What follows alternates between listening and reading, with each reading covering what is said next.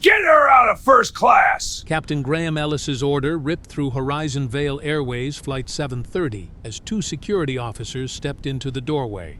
Arielle Benton sat up perfectly still in seat 1C, every stare locked on her, while Linda Carver kept her boarding pass tucked inside the tablet case. That ticket cleared at the gate, Arielle said.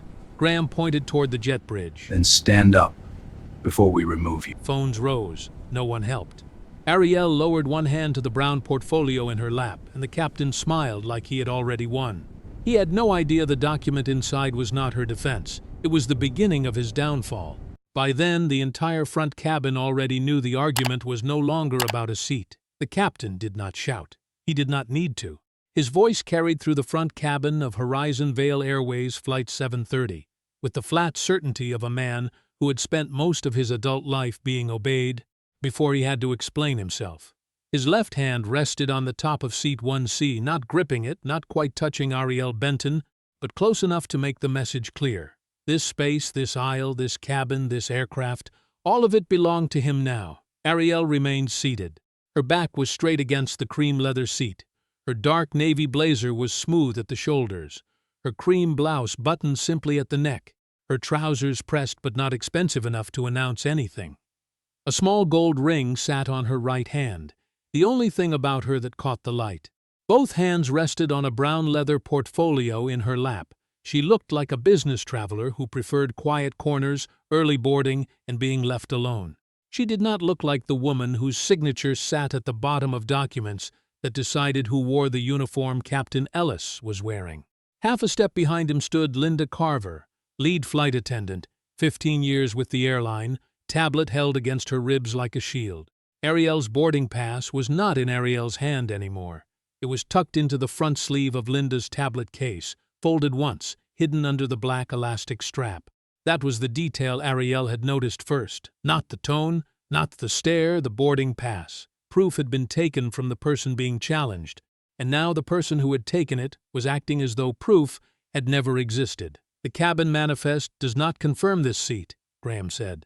Then the cabin manifest is behind the central system, Arielle replied. Her voice was low, clean, almost gentle. My boarding pass was scanned at gate D22. The scanner cleared it. If you call dispatch or check the central reservation system, you will see the assignment. Linda's mouth tightened at the word central reservation system, as if Arielle had reached into a drawer she was not supposed to know existed. Graham's eyes stayed on Arielle. He had not looked at the tablet once. He had not asked Linda why she still had the passenger's document. He had not asked whether the gate scan was valid. He had walked into the aisle with his conclusion already fastened in place. On this aircraft, he said, I am the final authority. A small sound moved through the cabin. Not a gasp, not disagreement, more like people adjusting themselves around discomfort. A man in row 3 lifted his phone and angled it over the seatback. Whether he meant to help or simply collect something ugly for later, no one could tell. A woman across the aisle looked at Arielle's face, then turned to the oval window and studied the jet bridge wall with sudden devotion. The man in 1D slid his laptop bag a few inches closer to his shoe. Arielle saw it all. She had spent years learning to see what people hoped would pass unnoticed. The smile that warmed for one passenger and cooled for the next. The second glance at a ticket that had already cleared.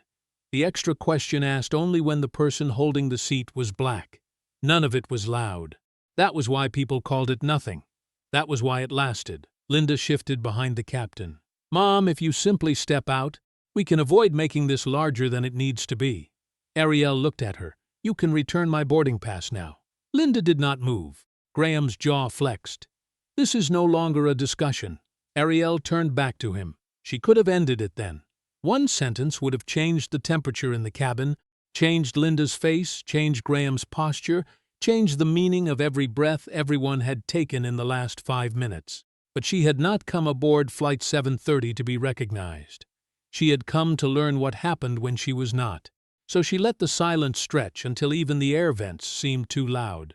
Then she asked, softly enough that everyone leaned in without meaning to, Captain Ellis, are you refusing to verify a valid seat assignment because you believe I do not belong in it? The question landed harder than an accusation because it left him room to answer and no room to hide. Graham stared at her. Linda's fingers tightened around the tablet. Somewhere behind them, the phone in row 3 stopped shifting and held steady. The cabin went still in the way a room goes still when people finally understand that the problem was never the seat. 45 minutes earlier, Arielle Benton had walked through Charlotte Douglas International Airport without anyone looking twice. That had been the point. No executive escort waited at the curb. No operations manager met her at security. No assistant moved ahead of her with a phone pressed to one ear, smoothing the path before she arrived. Arielle pulled her own small black suitcase across the polished floor, held her own ID under the scanner, removed her own laptop at security, and followed the same signs every other passenger followed toward Concourse D. She had dressed with care, but not for attention. A navy blazer, cream blouse, dark trousers, low heels, one ring. Nothing that announced wealth, nothing that invited recognition. If Horizon Vale Airways wanted to know who it really was, she had decided then its people could not know who she really was. At the Horizon Vale Lounge near Gate D22, a young attendant looked up from the desk and smiled. Her name tag read Mira Shah. The smile did not change when Mira saw Arielle's face, her clothes, or the first-class marker on her boarding pass. She did not glance down and back up in that practiced way Arielle knew too well. She did not ask who had booked the ticket. She did not make Arielle prove comfort belonged to her before offering it. "Good morning. Your flight is boarding from D22 today. You have some time, but I'll keep an eye on the gate for you." Arielle thanked her and took a seat near the window. She drank black coffee and watched aircraft roll through gray morning light. Mira moved through the lounge with the same calm courtesy for everyone. A man in a tailored suit, a tired nurse in sneakers, and Arielle in her quiet blazer. Arielle made a note of the name without writing it down. Mira Shah. Competence deserved to be remembered as carefully as failure. At 8:40, Martin Keene's voice came over the gate speaker, calling first class for Horizon Vale Airways Flight 730 to Seattle. Arielle stood, lifted her suitcase handle, and joined the line. 6 passengers ahead of her stepped forward. The scanner chirped green for each of them. Martin smiled, nodded, waved them through. No pause, no second look, no fingers hovering over the keyboard. Then Calvin Reed reached the scanner. He was 71, tall but slightly stooped, with one hand resting on a dark wooden cane and the other holding a boarding pass folded inside his passport. The scanner chirped green for him too. Martin looked at the screen, then at Calvin, then back at the screen. "Sir, I'm going to need you to step aside for a moment." Calvin's face did not change much. Only his eyes did, a small dimming, the kind that said he had been through versions of this before, and was already measuring how much dignity the morning was going to cost him. "Is there a problem with the ticket?" he asked. "This will only take a moment," Martin said. His tone had cooled by several degrees. "My daughter is waiting in Seattle," Calvin said. Martin was already typing. "Just step to the side, sir." Arielle watched. She did not move, not because she did not care, because she had come to see whether the stories on her desk were isolated mistakes or habits with uniforms on. The line continued around Calvin as though he were a misplaced bag. 2 more passengers passed without question. Then Arielle stepped forward and placed her boarding pass under the scanner. Green. Martin looked at the screen. Then he looked at Arielle. The look lasted 1 beat too long. "Was this ticket purchased for you?" he asked. The words were not loud. They were not openly hostile. That was how these things survived. They arrived dressed as procedure. Arielle held his gaze. "I purchased it myself." Martin's fingers moved over the keyboard anyway. There was nothing on that screen requiring it. Arielle knew that because she had approved the passenger flow audit 6 months earlier. She knew the color codes, the exception flags, the timing thresholds. She knew a cleared first-class boarding pass did not need a gate agent's suspicion added by hand. Nearly a minute passed. Behind her, Calvin Reed still stood beside the counter, leaning more heavily on his cane, trying not to look embarrassed in front of strangers. Finally, Martin handed Arielle's boarding pass back and said, without warmth, "You may board." Arielle took it. "Thank you." She walked down the jet bridge slowly enough to hear Martin ask Calvin for another form of identification behind her. That was when Arielle understood the morning had already answered one question. The problem had not begun in first class.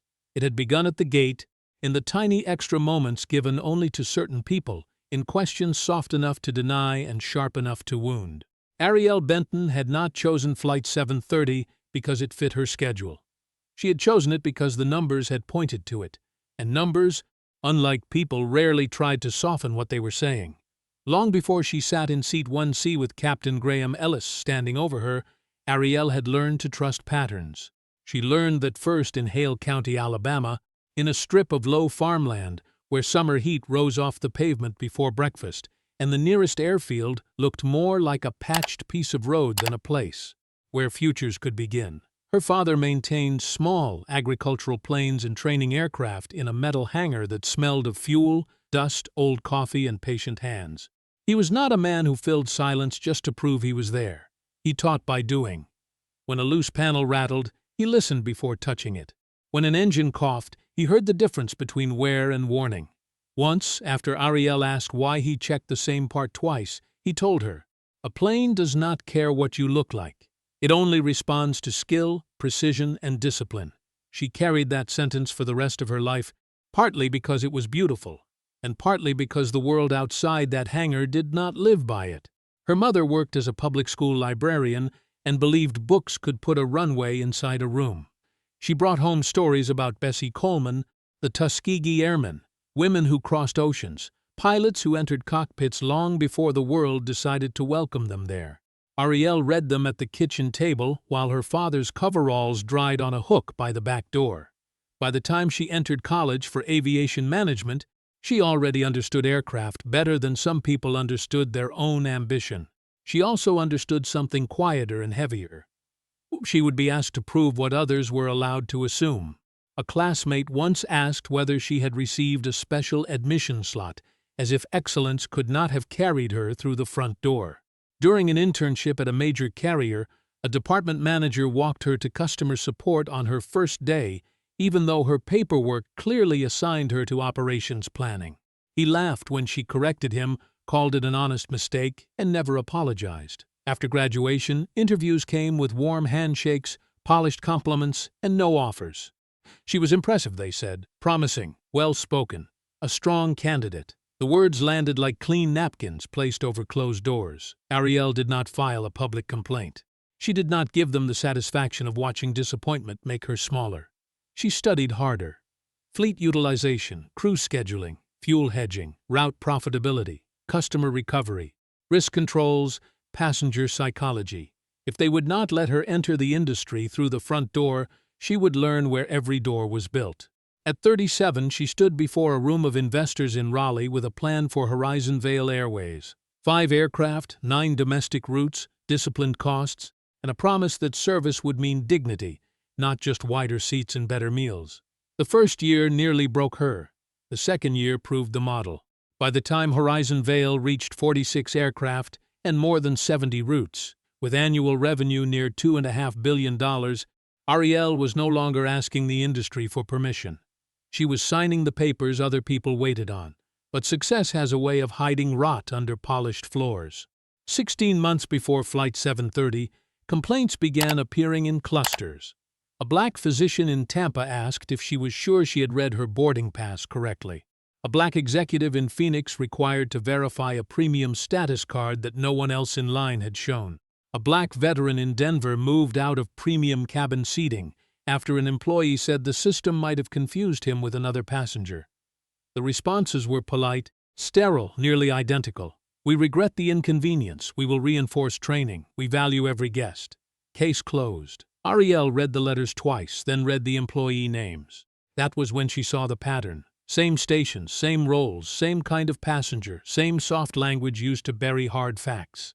So she booked Flight 730 under her full legal name, Arielle Grace Benton, through an ordinary passenger profile with no executive marker attached, the version that appeared on her license but not in magazines, board packets, or internal VIP notes. She wanted no greeting at the door, no champagne poured before she asked, no captain straightening his jacket because the CEO had arrived.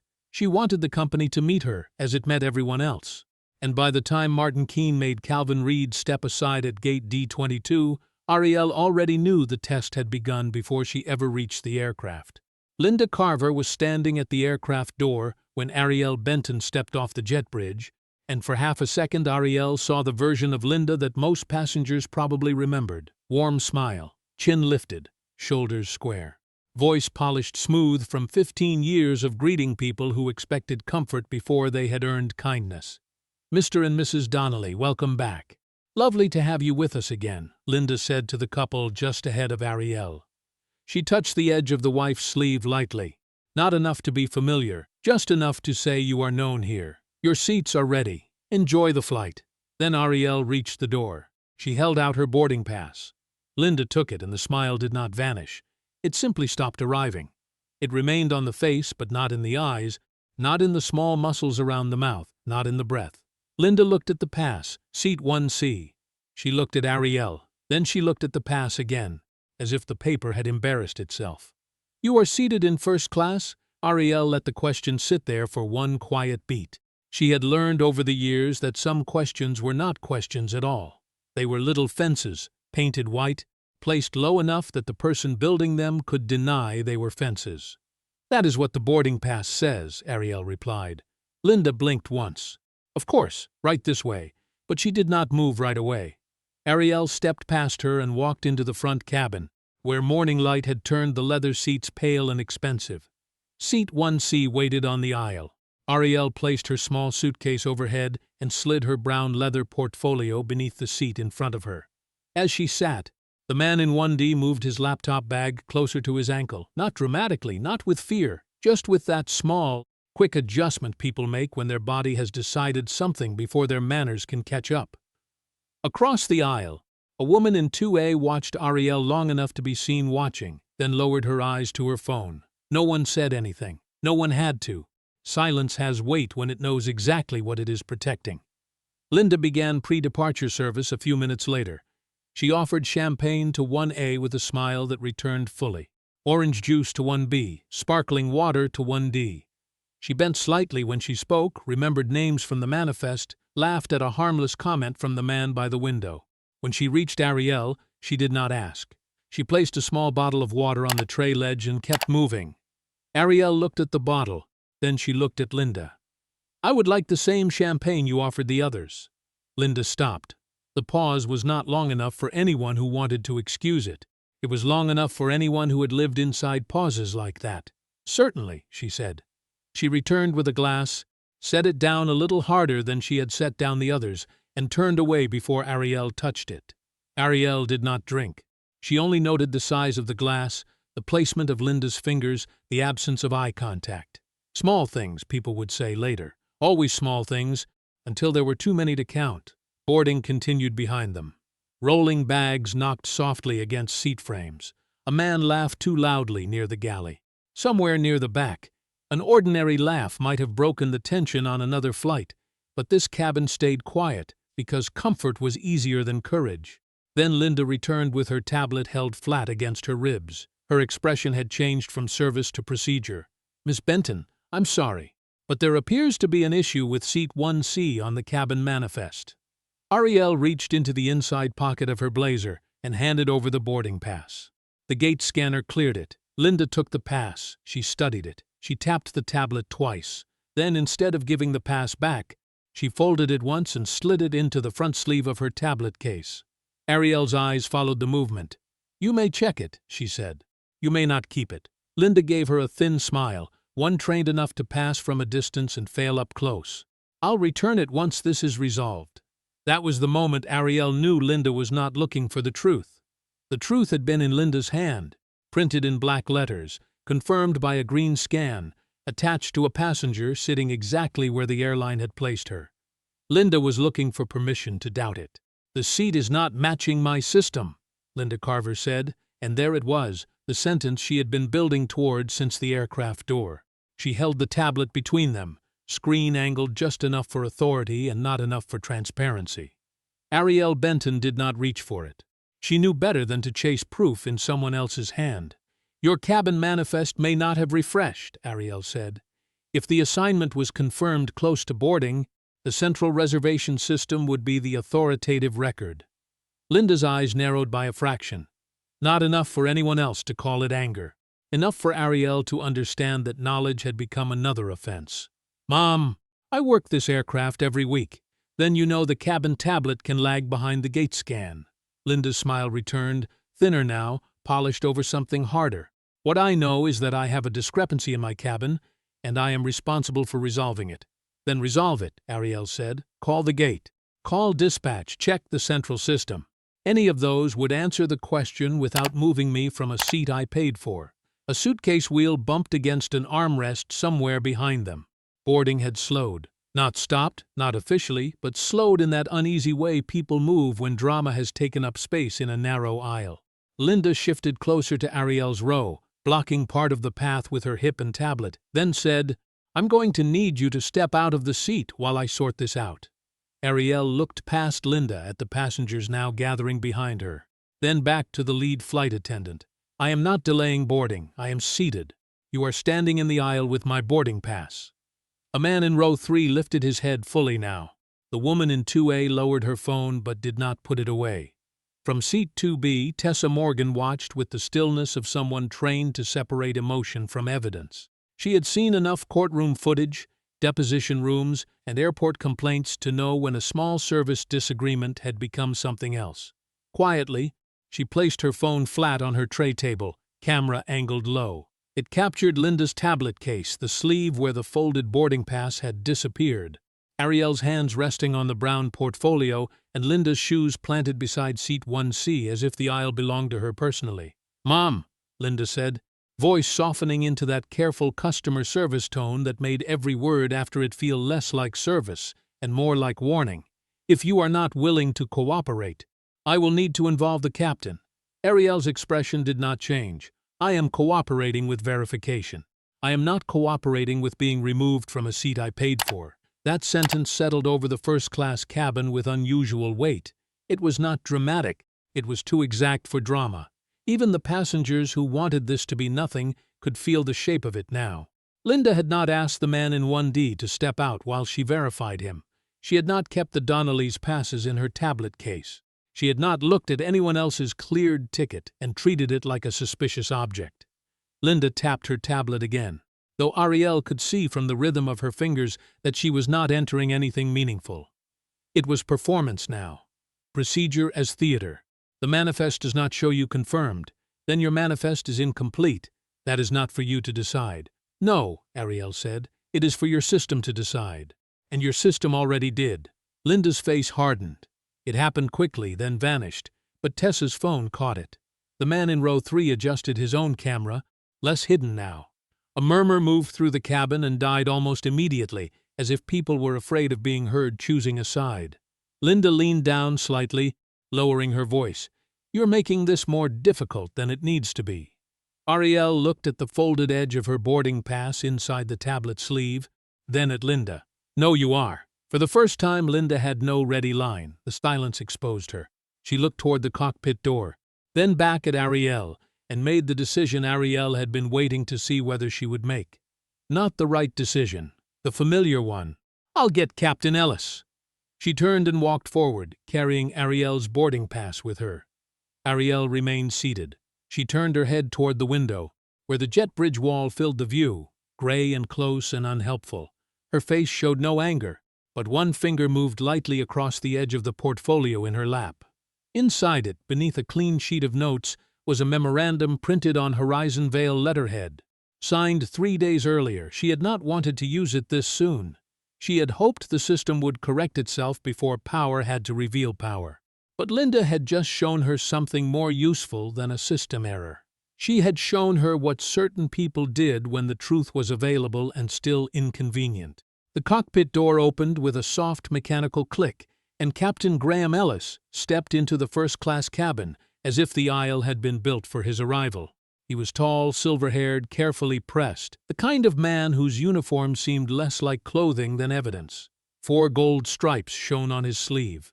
His hat was tucked beneath one arm.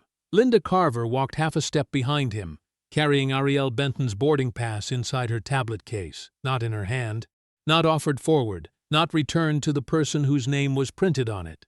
Graham did not ask Arielle what had happened. He did not ask Linda why she had kept the pass.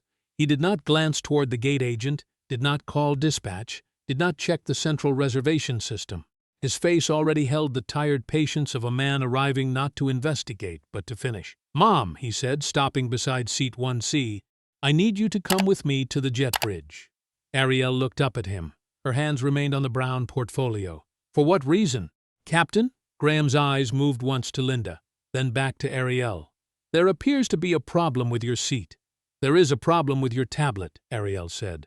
"There is not yet a problem with my seat." The sentence landed cleanly. Graham's expression barely moved, but Arielle saw the small tightening near his left eye. He was not used to being corrected in front of passengers.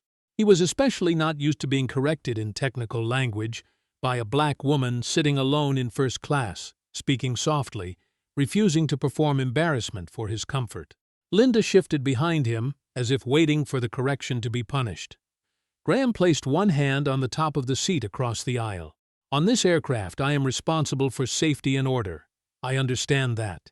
Then you understand that when I ask you to step out, you need to step out." "No," Arielle said, not loud, not sharp, just final. "I understand your authority.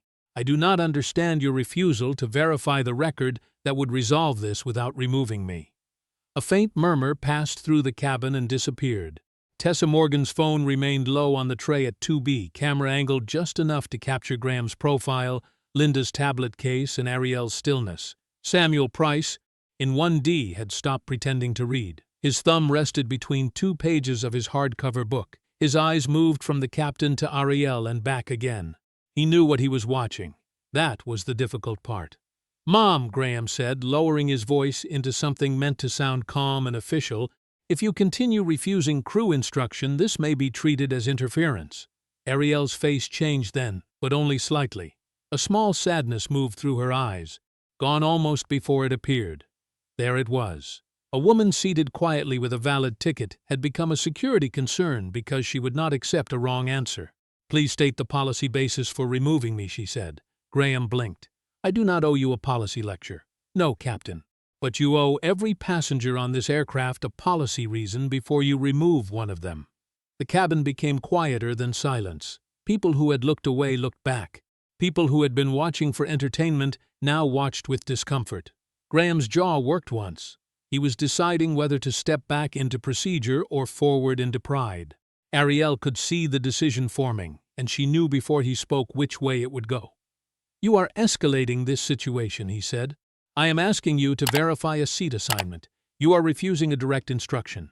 I am refusing to leave a paid seat without a stated policy reason, while your lead flight attendant holds the boarding pass that proves the assignment."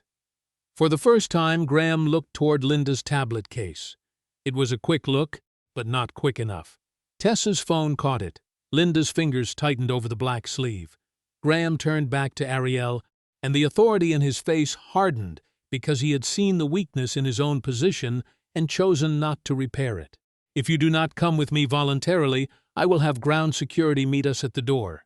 Arielle held his gaze. She could feel Samuel Price beside her, the old man's hesitation like a held breath. She could feel Tessa recording. She could feel the whole cabin waiting for someone else to become brave first. "Captain Ellis," she said, "before you do that, I am going to ask one more time. Are you refusing to verify a valid seat assignment through your own airline's central system?" Graham's answer came too quickly. "I am refusing to argue." Arielle nodded once, almost to herself. It was not victory. It was documentation. "That is not the same thing," she said. Linda looked toward the cockpit phone. Graham did not stop her. The mistake had now moved from bias to procedure, from procedure to threat, and from threat to record. Linda Carver reached for the interphone with the slow confidence of someone who still believed procedure would protect her version of the truth. Her voice lowered as she spoke into the receiver near the forward galley. "Ground security to Flight 730 at D22. We have a passenger refusing crew instruction." She did not say the passenger had a cleared boarding pass. She did not say the boarding pass was inside her tablet case. She did not say the captain had refused to verify the central system. People often left out the part that made them responsible. Captain Graham Ellis stood in the aisle beside seat 1C, one shoulder turned slightly toward the door, as if he had already imagined Arielle Benton walking off the aircraft under the weight of everyone's eyes. "This is your last opportunity," he said. "Step out of first class and come with me to the jet bridge." Arielle did not move. She watched him with the same steady calm that had unsettled him from the beginning. Around them, the cabin seemed to shrink. A few passengers lowered their faces. One man pretended to search in his briefcase, though his hand had stopped moving. The woman in 2A stared at the window with such force that it looked almost painful. Silence had changed shape. Earlier it had been discomfort, now it was permission. It was the quiet people use when they decide that someone else's humiliation is easier to survive than their own inconvenience. Then Samuel Price stood up. He did not rise fast. He did not make a scene. He placed his worn hardcover book on his seat, buttoned the front of his gray jacket with careful fingers, and turned toward Graham Ellis. He was 68, lean, white-haired, and old enough to understand that dignity sometimes required a person to interrupt the room they were safest in. "Captain," he said. Graham's head turned sharply. "Sir, please sit down." Samuel did not sit. "I will. But first I need to say something clearly." Linda turned from the interphone, still holding the receiver. Graham's expression hardened, but Samuel kept his voice level. "My name is Samuel Price. I have flown more than 3 million miles with Horizon Vale. I have sat in first class more times than I can count. I boarded this aircraft 5 minutes before Ms. Benton. No one asked for my boarding pass a second time, no one kept it in a tablet case. No one suggested I should step into the jet bridge because a device had not refreshed. The phone in row 3 lifted higher. Tessa Morgan's phone did not move at all. It stayed low, steady, exact. Samuel looked once at Arielle, not long enough to make her carry his courage for him, then back at the captain. "Captain, why was my seat accepted without a second question, while hers became a problem after the scanner cleared her?" No one spoke. The question did not accuse by volume. It accused by comparison. Graham's mouth tightened. "Sir, I'm not going to discuss another passenger's situation with you." "Then discuss your process," Samuel said. "Because from where I am sitting, the process changed when the passenger did." Graham pointed toward Samuel's seat. "Sit down." Samuel nodded once. "I will sit down, but I want my objection noted. And I want the gentleman recording behind me to keep recording." The man in row 3 froze, then gave a small nod. Before Graham could answer, Tessa Morgan spoke for the first time. Her voice was calm, trained, and clear enough to cut through the cabin without rising. "For the record, I have been recording since the boarding pass was taken." Linda looked at her as if the aisle had suddenly opened beneath her feet. It was the first moment her face showed fear instead of irritation. Not fear of Arielle, fear of sequence, fear of time. Fear of the fact that the story had not begun where Linda would later want it to begin. It had begun when she took the pass and kept it. 2 ground security officers appeared at the aircraft door, uncertain, waiting for instruction. Graham glanced toward them, then back to Arielle. The cabin waited.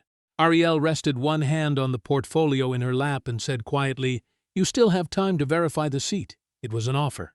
It was also a test. Graham looked at Linda's tablet, then at the officers, then at Samuel Price slowly sitting back down. Pride crossed his face before judgment could stop it. "We are past that," he said. Arielle's fingers stilled on the portfolio. "No, Captain," she said. "You chose to move past it." The 2 ground security officers stood at the aircraft door without stepping fully inside. They had the awkward posture of people summoned into a story halfway through, waiting for someone in a uniform to tell them who the problem was. Linda Carver glanced toward them, and for one brief second something like relief crossed her face. Not joy, not exactly, relief. The kind that comes when a person believes authority has arrived to confirm what she has already decided. Captain Graham Ellis took that glance as permission. He squared his shoulders, blocking the narrow aisle beside seat 1C, and looked down at Arielle Benton as if the matter had reached its final line. "This is your last opportunity, Mom." Arielle looked at the security officers, then at Linda, then at Graham. She did not stand. She did not raise her voice. She did not reach for her phone. Instead, she opened the brown leather portfolio on her lap with slow, careful hands. The cabin watched the movement, because there was nothing else to watch. The engines had not started. Boarding had stopped somewhere behind row 4. The jet bridge hummed faintly outside the door. Arielle removed one sheet of paper and placed it on the tray table in front of her. Horizon Vale Airways letterhead sat across the top, dark blue, clean, unmistakable. She turned the page around and slid it toward the edge, close enough for Graham to read without touching it. He looked down because instinct made him look down. At first his expression held irritation, as though he expected a passenger complaint printed in advance, some dramatic attempt at intimidation. Then his eyes reached the subject line, Q4 Flight Operations Conduct Review. His brow tightened. He read the distribution list: Office of the Chief Executive, Legal Affairs, Flight Standards. His eyes moved lower. There, in the list of personnel scheduled for review, was his own name, Captain Graham Ellis. Beside it, in plain administrative language, sat the line that changed the temperature of the cabin, pending review related to repeated passenger escalation complaints. He read it once, then again. The second reading was slower. The color in his face did not disappear all at once. It retreated in stages, first from his cheeks, then from the line of his mouth, then from the proud set of his jaw. Linda had not seen the page yet. She saw only Graham's face changing, and that was worse. His eyes slid to the bottom of the memo. Arielle Benton, Founder and Chief Executive Officer, Horizon Vale Airways. For a moment, no one moved. Graham looked from the signature to the printed name, from the printed name to Arielle's face, then back to the signature as if the paper might correct itself out of mercy. It did not. Samuel Price lowered his eyes to the book in his lap, hiding whatever expression had risen there. Tessa Morgan's hand grew even steadier around her phone. The man in row 3 stopped breathing loudly. Linda took one small step forward. "Captain?" Graham did not answer her. When he spoke, his voice had lost the metal in it. "Miss Benton." 2 words. That was all it took. The cabin understood before Linda did. Then Linda understood too. Her fingers tightened around the tablet case, where Arielle's boarding pass still sat folded inside, like evidence of a mistake that had already learned to speak. Arielle looked at Graham with no triumph in her face. That made it worse for him. Anger would have given him something to resist. Calm left him alone with what he had done. "Captain Ellis," she said, "I am the chief executive of this airline. I am also the person who signed the review calendar with your name on it. But most importantly, I am a passenger holding a valid boarding pass for seat 1C. You failed all 3 facts in the same moment." Graham's lips parted. Nothing useful came out. He turned his head toward Linda, still not quite able to look at the officers by the door. "Kansas Security." Linda blinked. "Captain, Kansas Security." Her hand shook as she lifted the interphone again. This time her voice was smaller, stripped of the careful firmness she had used before. "Security is no longer needed at Flight 730.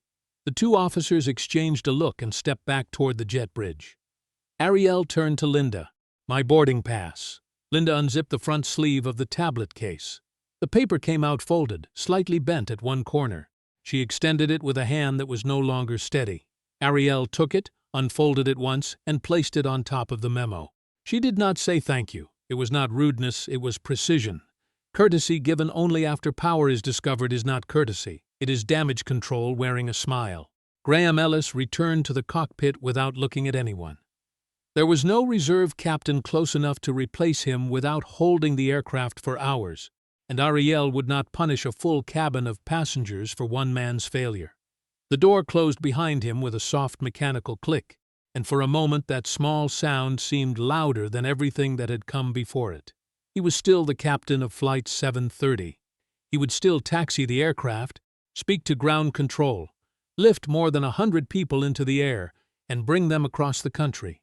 But something essential had been removed from him in the cabin. Not his title, not his stripes, something quieter than that, the belief that authority could stand without accountability. Linda Carver resumed boarding with a voice that had been polished back into shape but no longer fit her face. "Welcome aboard," she said to the next passenger, and the words came out thin, careful, almost breakable. She did not look toward seat 1C. She did not have to. Everyone in the first 4 rows had already seen what she had done, and everyone had seen what happened when the person she tried to control turned out to be the person her badge ultimately answered to. Arielle Benton remained seated. She did not open her laptop. She did not call Julian Mercer. She did not send a message to legal, though she could have. She did not drink the champagne sitting untouched on the tray ledge. There was no pleasure in the reversal. That was the part people never understood about being proven right when the thing being proven was ugly. Victory would have required surprise. Arielle felt none. She felt tired in a place deeper than the body, tired in the place where hope had been waiting quietly for evidence it could keep. The aircraft pushed back 16 minutes late. Graham's voice came over the speaker during the pre-departure announcement, even and professional, and Arielle listened to the hollow space under it. He knew how to sound like a captain. That had never been the problem. During the climb, Linda did not return to first class. A younger flight attendant named Nora Fields took over service. Nora approached seat 1C with a steady, respectful calm that was neither nervous nor exaggerated. She did not over-apologize. She did not act as though kindness had become suddenly necessary because Arielle mattered more than everyone else. She simply asked, "Mrs. Benton, would you care for breakfast today?" Arielle looked up at her and saw someone trying to do the job correctly under terrible circumstances. "Yes, thank you." Nora placed the tray gently, confirmed coffee without assuming, and stepped away without lingering. Arielle remembered her name, just as she had remembered Mira Shah. A fair system did not only punish harm, it protected and promoted the people who proved dignity could be ordinary. For more than 5 hours, Arielle watched the country pass beneath the clouds and thought about Calvin Reed standing at gate D22, one hand on his cane, trying to remain composed while the line moved around him. She thought about the physician in Tampa, the executive in Phoenix, the veteran in Denver, all of them answered by letters that sounded kind, because no one writing them had been forced to feel what they erased. And she asked herself the question that had followed her since the jet bridge. If she had not been the CEO, would she still be in this seat? When Flight 730 landed at Seattle-Tacoma International Airport, Arielle waited while the cabin emptied. Samuel Price gave her a small nod before stepping into the aisle. Tessa Morgan passed without speaking, her phone already tucked away, her face composed in the way of someone who understood evidence had work to do later. At the aircraft door, Linda stood with the required farewell smile. Arielle stopped beside her. She spoke quietly, not for the cabin, not for performance, only for the woman who had started the morning with a question she thought she could hide inside procedure. "You will be placed on administrative leave by the end of the day. This investigation will not be about one seat. It will be about the part of this company that taught you to see certain passengers as problems before they speak." Linda's mouth opened, but no answer came. Outside, Julian Mercer waited by a black sedan at arrivals. He took one look at Arielle and opened the door without asking how the flight was. Inside the car, she gave instructions in the voice he knew meant the decision had already become structure. "Find Calvin Reed. Call him personally. Get him to Seattle today if possible. Tomorrow at the latest at company expense. Preserve the gate scan logs, the cabin manifest, the tablet, refresh data, and every camera angle from D22. Contact Tessa Morgan before the video goes public, and make sure she knows we are preserving evidence, not suppressing it. Put Mira Shah and Nora Fields in front of guest experience leadership. Prepare a public statement within 48 hours. No vague language, no isolated incident, no hiding behind confusion." Julian nodded once. Arielle looked out at the airport traffic sliding past the window. "And Julian," she said, "this does not end with discipline. It ends when the next passenger does not need power to be believed." Horizon Vale Airways did not wait for the video to escape into the world before deciding what kind of company it wanted to be.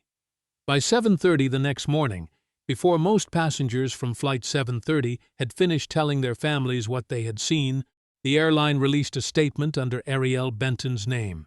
It did not call the incident a miscommunication.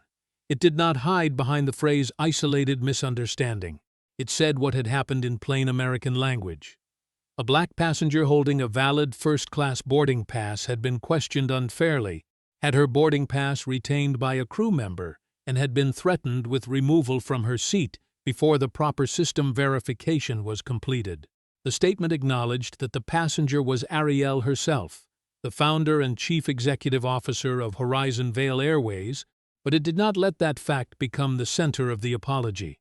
The sentence that traveled the furthest came in the middle. "If our process protects a passenger only after power is recognized, then our process has failed the passenger who has none." Graham Ellis was placed on administrative leave before noon. Linda Carver received the same notice.